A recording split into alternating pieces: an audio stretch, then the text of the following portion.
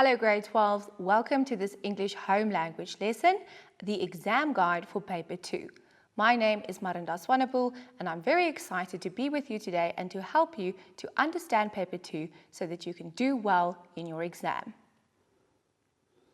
By the end of the lesson, we will have looked at the following elements: the mark allocation of the paper and the duration, the different topics and marks, the overall structure, the different cognitive levels, action verbs, the types of questions asked, and then I'll give you some general challenges and tips. Here you can see the layout as I just mentioned.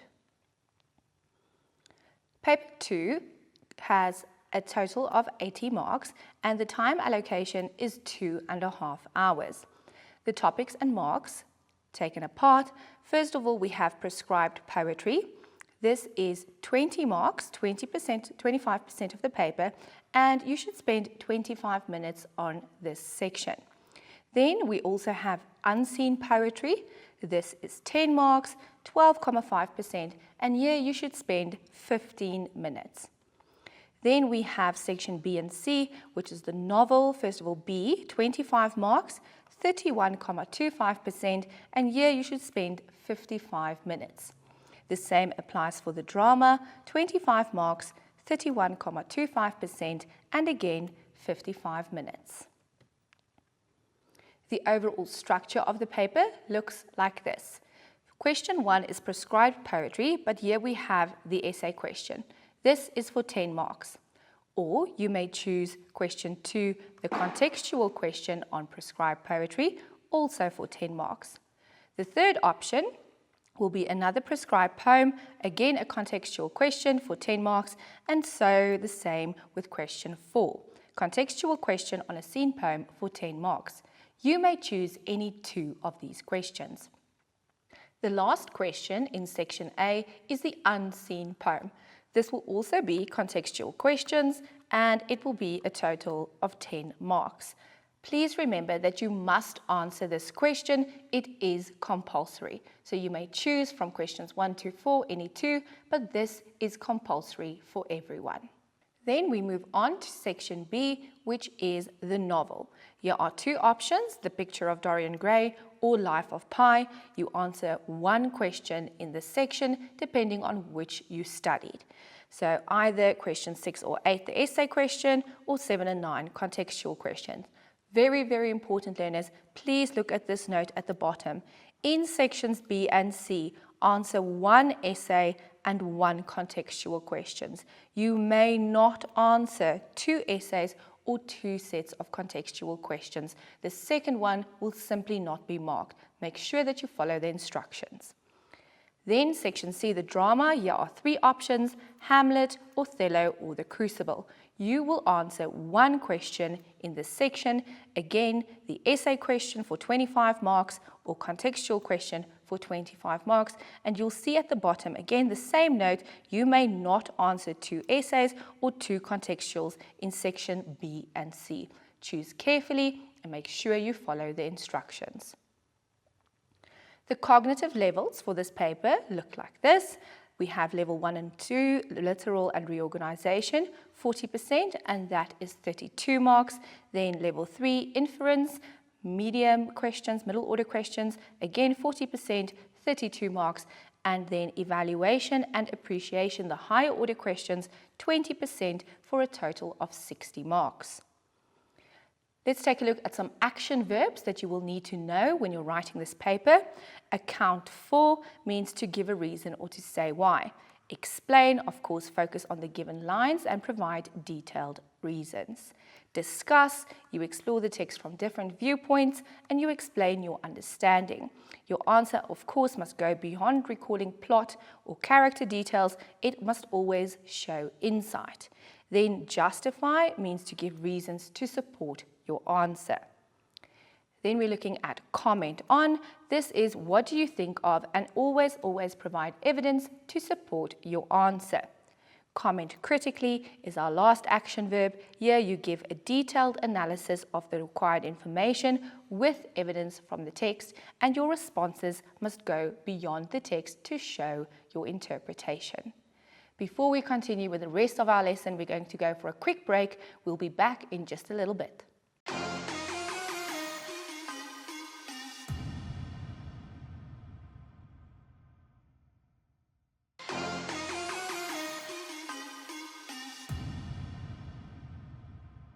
Welcome back to this lesson on exam preparation for paper 2.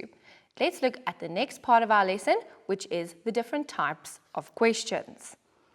So in question 1, the prescribed poetry, here you will find that all the cognitive levels are included, and it's for a total of 10 marks, so 6 marks will be for content and 4 marks for language. This, of course, is the essay question, and again, 40% lower order, 40% middle order, and 20% higher order, so that is 2 marks. So an essay question will be set on a specific theme, and then you will have to answer that question using 3 of the following elements. Now, the examiner will specify which elements you have to use. So it could be structure, that includes lines, words, stanzas, links, enjambment, the style used if there's refrain, repetition, rhetorical devices. They could ask you to focus on punctuation, diction, of course, word choice, figurative and literal meanings, imagery, figures of speech and sound devices could be a focus of the question, and then, of course, tone, mood, and atmosphere. Make sure that you analyze. You'll find the 3 words, the 3 elements that you need to focus on in bold in the question. Then questions 2, 3, and 4 in the prescribed poetry section, and of course question 5, the unseen poem. All cognitive levels are included for 10 marks. So again, 4 marks for lower order, 4 marks for middle order, and 2 marks for higher order questions. These are contextual questions or shorter questions, and they will be set on how the following elements convey the message or an idea. The structure again, lines, words, stanzas, links, enjambment, the style, the punctuation, diction or figurative and literal meanings, imagery inside the poem, figures of speech, sound devices, and then of course always tone, mood, and atmosphere. These will all differ for each individual poem, so make sure that you answer within the context of the poem that you choose.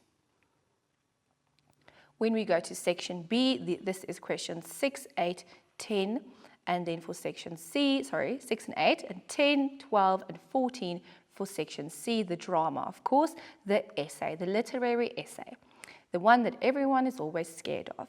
No need to be scared, grade 12s. All cognitive levels are included, 25 marks again, so 40% or 10 marks for lower order, 10 marks for middle order, and 5 marks for the higher order. Your essay must be between 400 to 450 words, and a rubric will be used for assessment. The essay question will be set on specific aspects of the novel or the drama, and of course analyze that question to make sure that you answer correctly. Then questions 6, 8, 10, 12, and 14, the essay again are answered using your knowledge of the following. Remember, you have a choice, so make sure you choose carefully. You must know the plot, the subplot, characterization, conflict, the themes and messages, the background, the setting, and of course historical context of the work that you've studied, the mood and tone conveyed, the ironic twist or ending. If it is the drama, of course, stage directions are important, the use of dramatic irony, and the timeline. You will need all of these elements to write a beautiful essay that answers the question and that scores high marks.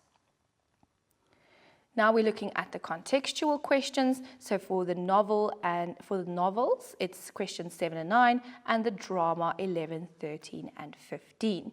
Again, all cognitive levels, 25 marks, 10 marks for lower order, 10 marks for middle order, and 5 marks for higher order questions.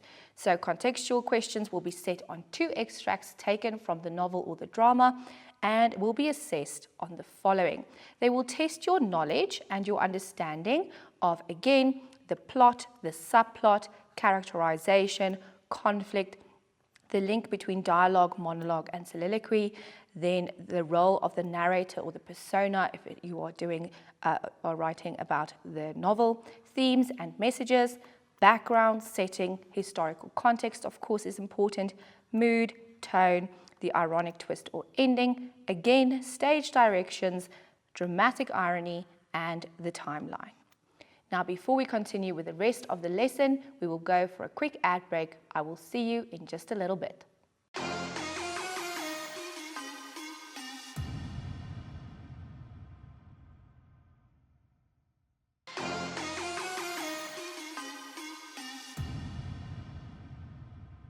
Welcome back, learners, on our exam preparation for paper 2. The next aspect we'll focus on is challenges and some tips for you. Challenges we find in question 1, which of course is the essay on poetry, include a lack of preparation. Please ensure that you have enough time to study all 12 poems. Please do not be a victim of spotting or only studying a few poems. Study all the poems so that you can answer any question. We also find that learners paraphrase from the poem.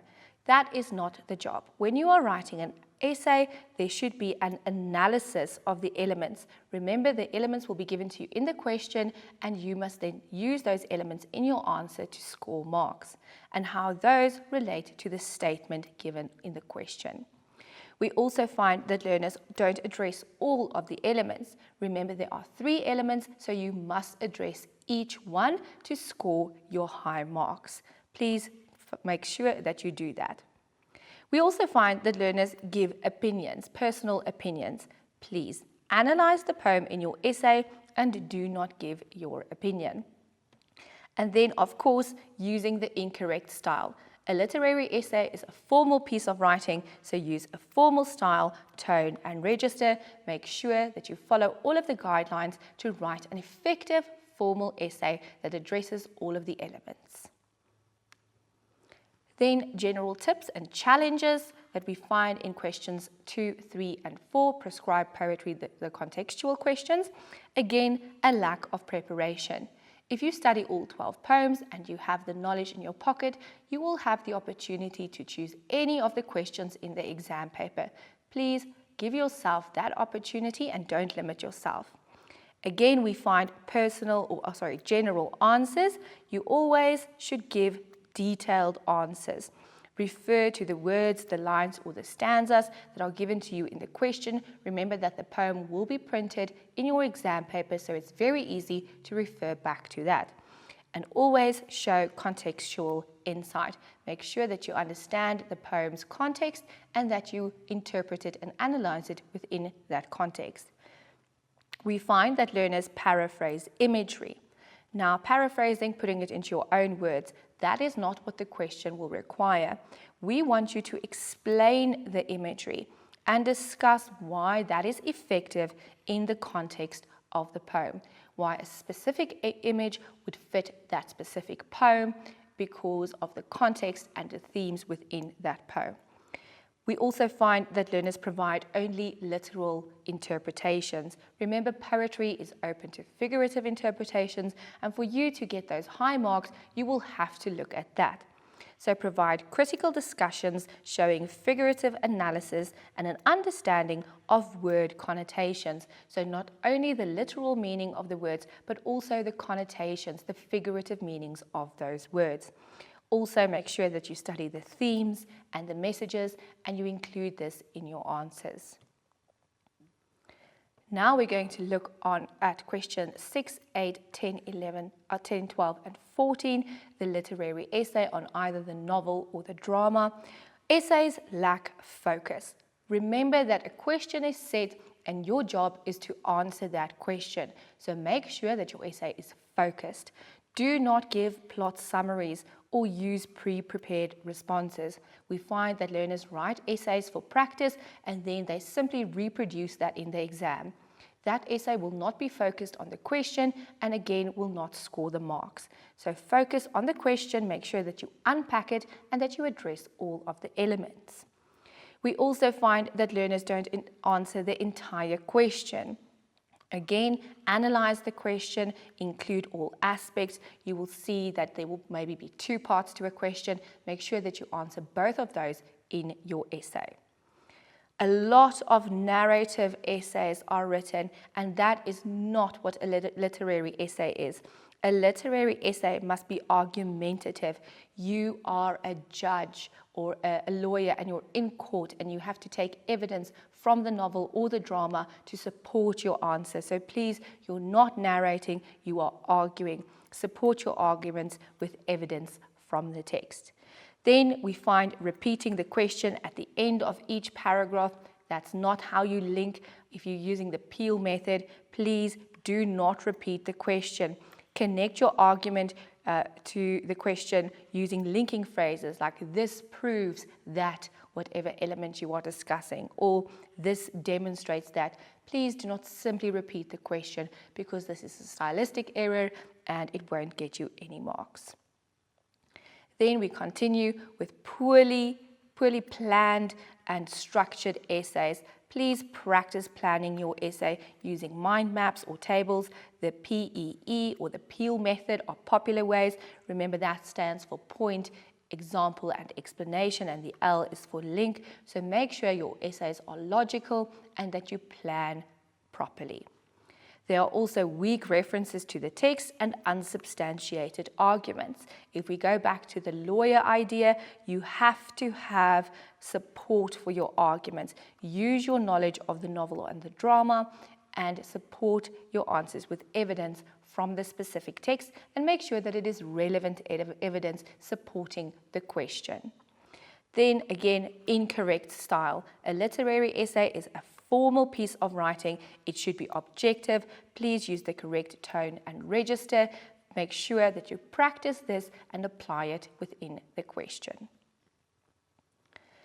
Tips and challenges for questions 7, 9, 11, 13 and 15, the contextual questions on the novel and drama, limited knowledge of text.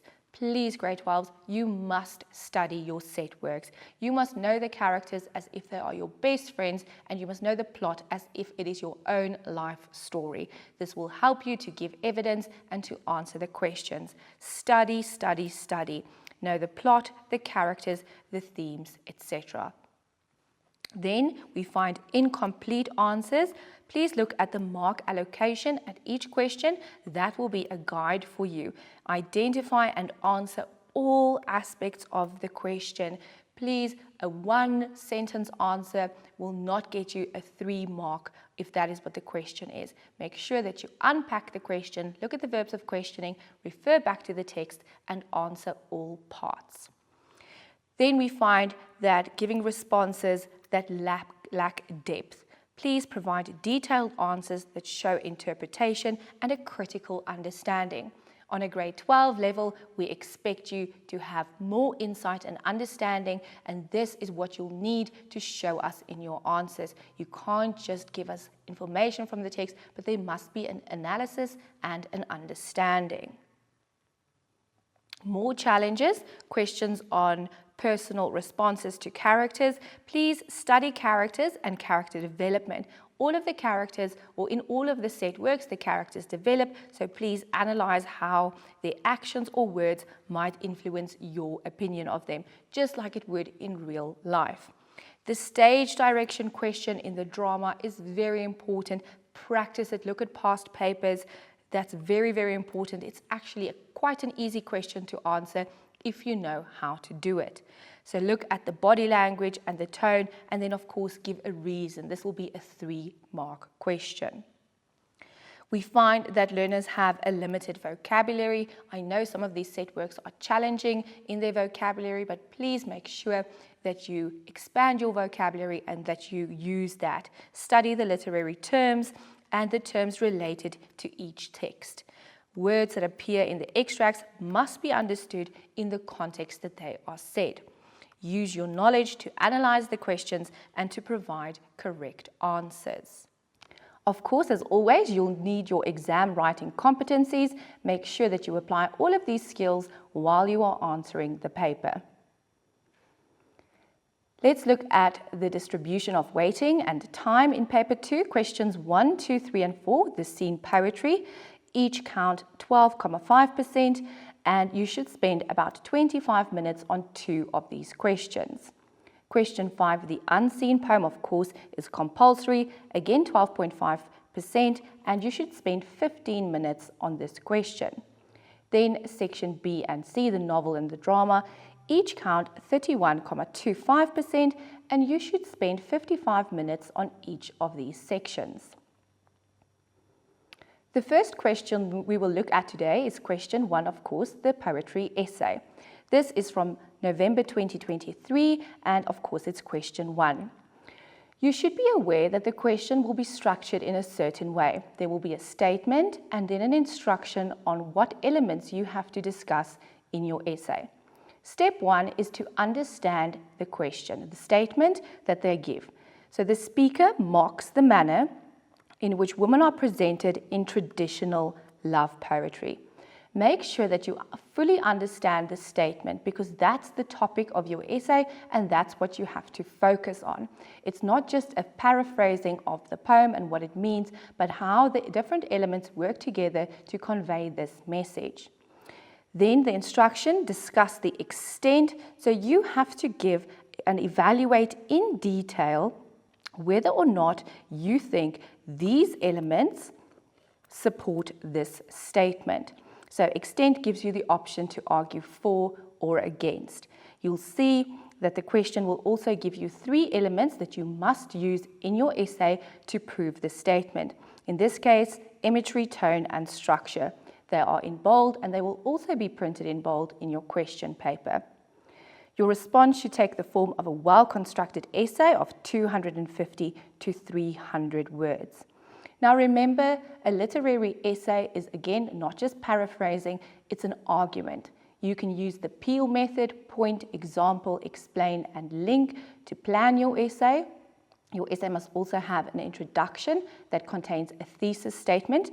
The thesis statement will be based on the statement they give to you in the question, and then body paragraphs where you will focus on the different elements that the question requires, and of course a conclusion. Make sure that you always write in the present tense, that you use third person, no pronouns like I and me and my opinion, and of course formal language. No slangs, no slang contractions, or any other informal language. Remember that this is an argument. Imagine yourself as a lawyer in court. The evidence is in front of you and you have to present it to the judge, who in this case will be the marker. Here you can see a thesis statement. Traditional love poetry often uses cliched, exaggerated, and idealized comparisons to describe a woman's beauty. So the first element we have highlighted here is the structure. We need to focus on that because that's what the question requires. So the quatrains mock or satirize, the cliched comparisons, and of course there's evidence. The couplet, because it's a Shakespearean sonnet, the resolution will be in the couplet, reveals his genuine love and how these comparisons are meaningless and false, and he refuses to paint a romanticized picture of his beloved because their love is good enough. So that's a typical example of structure.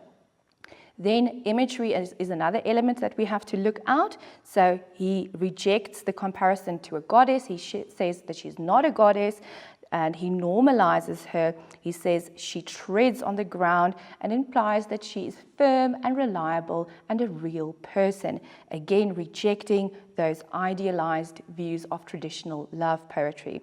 And then the third element we have to include is tone. Look out for a change in tone in poems. Normally there will be a shift from the beginning to the end, and you can also include this in your essay. So it appears to be unflattering. However, the tone of the third quatrain is appreciative. He says he enjoys listening to her and having conversations. And then overall, the tone might be described as ironic or satirical or mocking. But remember, he's not mocking his beloved. He's mocking traditional love poetry and the exaggerated views. If we look at the rubric, you'll see that you have to understand the topic. So make sure you understand that topic sentence before you choose this question.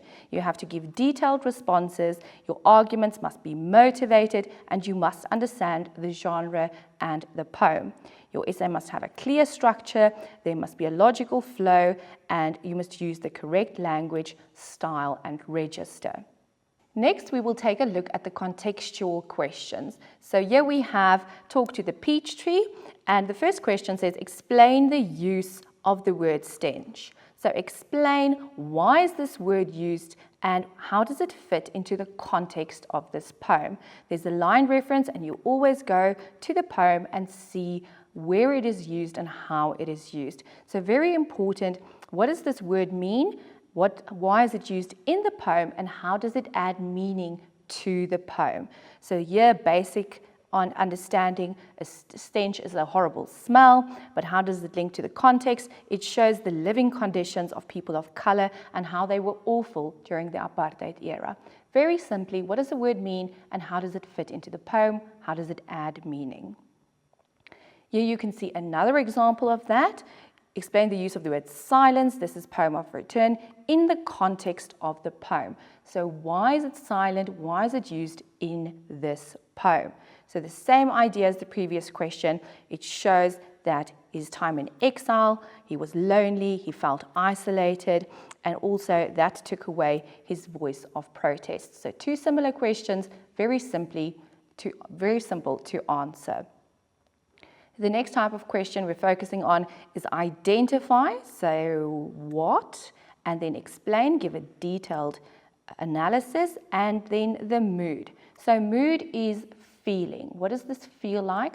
And the word explain tells me why. So you can't just identify, but you must also explain why the mood is like it is.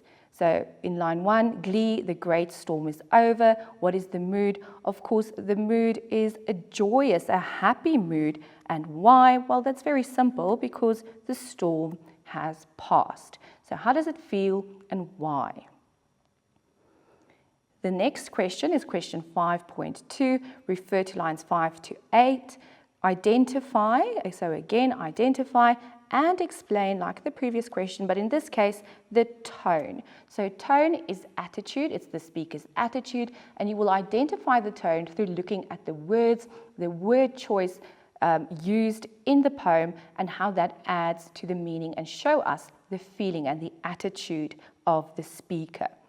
So the tone is nostalgic or yearning, and it focuses, or it yearns for a time when the trail was busy and the mine was productive. So again, identify it and why. Then account for the repetition. Now this is a stylistic question, asking about a technique used, why it's used, the function of that technique, and how it's effective within the context of the poem. So let's talk is repeated throughout the poem, and you have to account for, so say why let's talk is repeated. Remember to use the context of the poem. Repetition is always to emphasize something, and let's talk emphasizes open communication. It also creates a sense of urgency and a desire for discussion. There are multiple options for this answer, but make sure that you focus on the technique and how it adds meaning to the poem. Now, before we continue with section B and C, we're going to go for a quick ad break. I'll see you in just a little bit.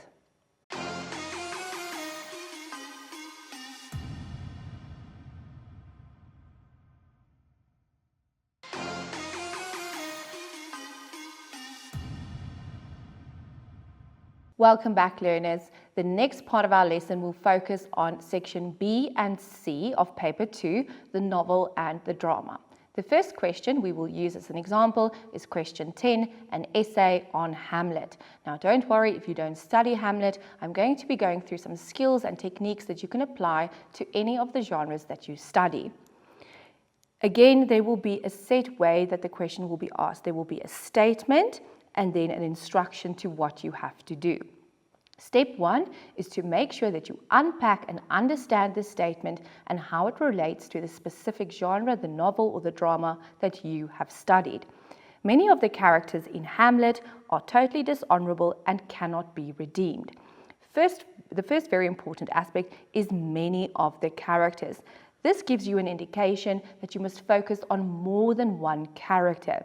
Make sure that you unpack. These characters are totally dishonorable. That's the first element of the sentence, and cannot be redeemed.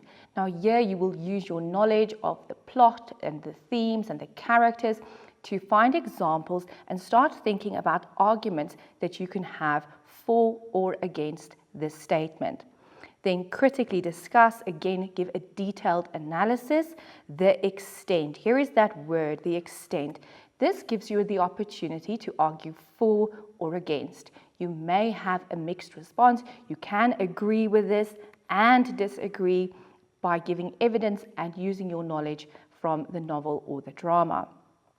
Now remember, your response should take the form of a well-constructed essay, and that should be about 400 to 450 words. You will use the Peel method again, make a point, give an example, evidence from the novel or the drama, and then explain how that evidence proves the statement, whether you choose to agree or disagree with the statement, and then link that to the statement. There is a question. You cannot give a general narration of the novel or the drama. You must answer the question. As always, remember you need a thesis statement in your introduction. Then in your body paragraphs, you'll use point, explain, example, and link a couple of times because you'll have to do multiple characters in this question. And then you'll also have a conclusion where you summarize your argument and end your essay. Your essay must be written in the third person, in the present tense, and in a formal style and register. Let's look at some examples. So here we have a thesis statement. While some characters are totally dishonorable, there are others whose honor is restored or redeemed. So this is a thesis statement, but it's a mixed statement. So agreeing and disagreeing. For example, Hamlet, his obsession with revenge causes him to act dishonorably. His desire to avenge his father's death is noble. We can respect that, but it compromises his honor and his integrity.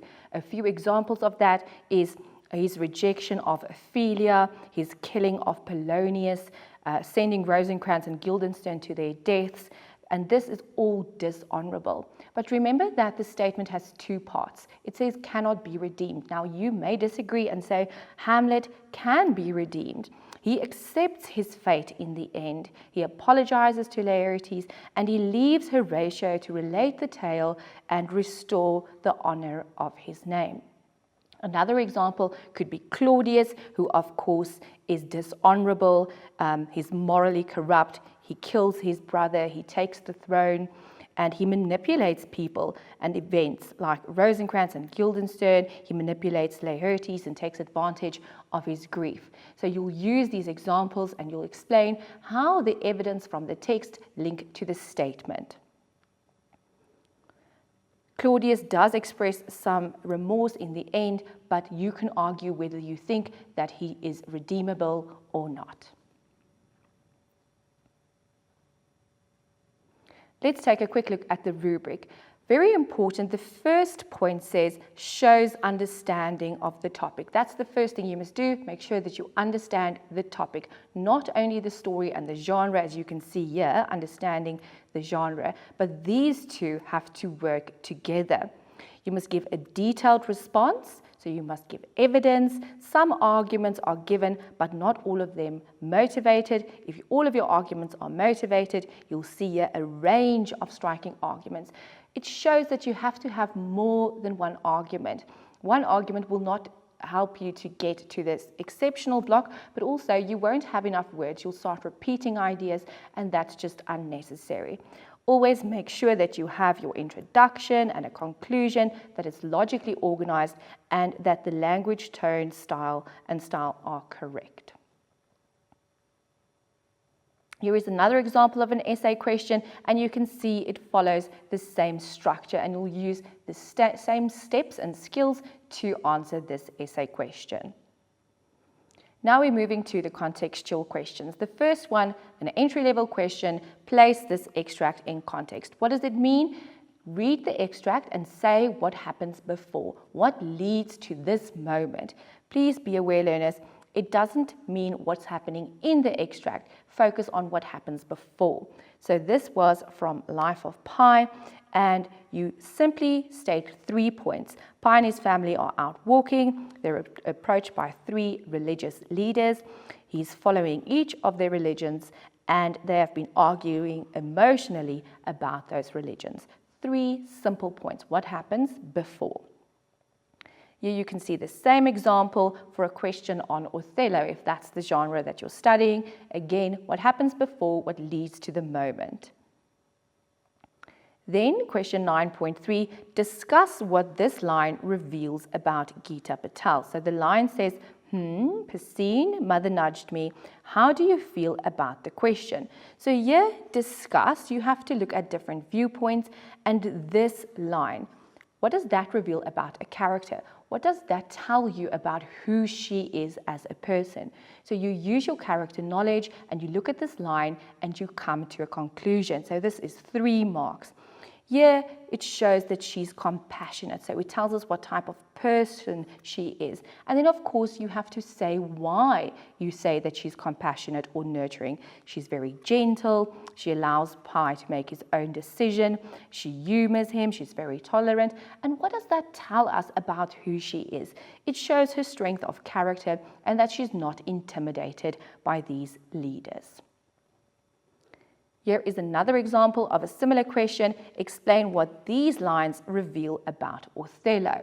Again, focus on the line reference, take the knowledge of the characters that you have and who they are as people, their honor, their integrity, or whatever the focus of the question is, and apply it to the lines given in the question. Who they are, what this tells you about them. So Othello is confident, he's served with distinction, he's proud, and he displays dignity and self-control. The next question, discuss how these lines influence your understanding. Now, this is very similar to the previous questions, the same kind of idea where you're going to look at the line, what it shows you about a character, but in this case, they ask for your understanding. How do these lines influence your understanding of the character? So make sure you base it on the specific lines and you apply those same kind of skills. Another question like that, how do these lines influence your attitude towards Pi at this stage? So the questions are phrased differently, but they are very similar. So make sure that you don't assume you know what a question is asking. Unpack. So your attitude towards Pi at this stage of the novel. So make sure that you follow the guidelines in the question, not the novel as a whole, but in this case, at this stage. When he says this, how does it influence your attitude, what you think about him as a person? So here you can say you feel sympathy or empathy because he's forced to explain himself, he feels awkward, but you can also say that you might admire him because he's strong enough to stand by his beliefs even though they might be controversial. Then we have the irony question. It's a popular question and it's important for you to know how to answer this question. So again, there's a line reference and then comment on. So give an analysis of the irony. Irony has 2 parts. In this case, dramatic irony, what you know, what is expected, and what is actually the truth is important. Here we have Iago, who says that he would never murder anyone, even though he has slain men in war. But we as the audience knows that he has committed murder and he plans more murders. So he feigns anger here. He's instrumental in provoking the outburst. He says that murder is against his principles, but he plots the murder of Desdemona, Cassio, and he cold-bloodedly kills Roderigo. And of course, there must be a comment for the 3rd mark. He is unscrupulous, that he will go to any length to serve his own ends. So with irony, there are 2 parts. Explain the one side, explain the other side, and then bring them together with a link and a comment. The same question for the crucible, and you'll use those same skills. Look at both sides. This is comment on the irony of Danforth calling Abigail a child. Of course, you know that he believes that she's young and innocent, although the audience knows, see, there's a however. She's deceitful, she's manipulative, she's conniving, she had an affair with John, and this shows that she has no mercy. There is the comment. So there's the one side, the other side, and the comment. Now, this is a popular question, the director question. So it asks you, if you were the director of a production of The Crucible, how would you instruct the actor to deliver these lines? Now here you'll have to use your knowledge of the plot and the characters and apply that to the specific line or lines given in the question. The question also states, pay specific attention to body language and tone. 3 marks for 3 elements. What is the character doing? How are they saying these lines? And then the 3rd mark, why? That's why you need your knowledge of the set work to be able to answer this question. If we look at the answer, there is a specific instruction of movements. So place her hands on her hips, fold her arms across her chest, or wag her finger. So that would be the body language, and you'll get a mark for that.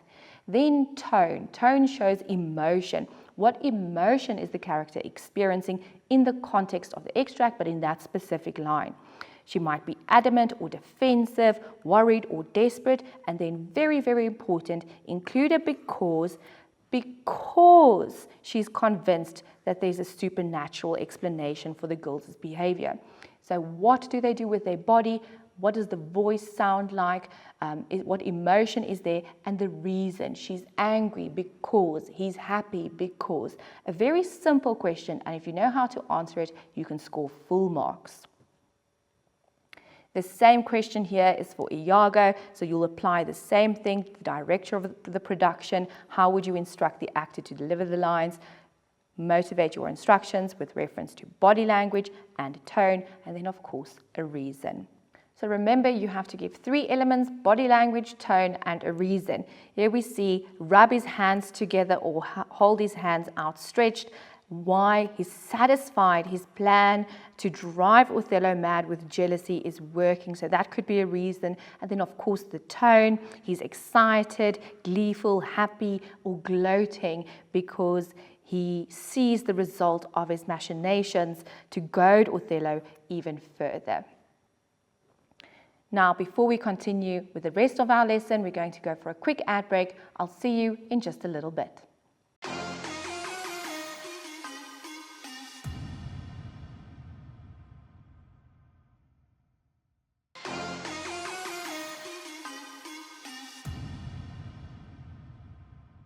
Welcome back, learners, to this exam guide on paper 2.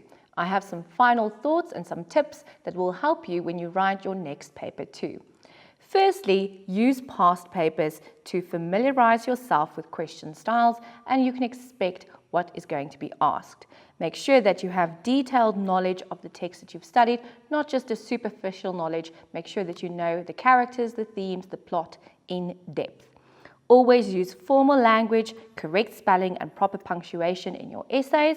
They must be written in formal language and in the present tense.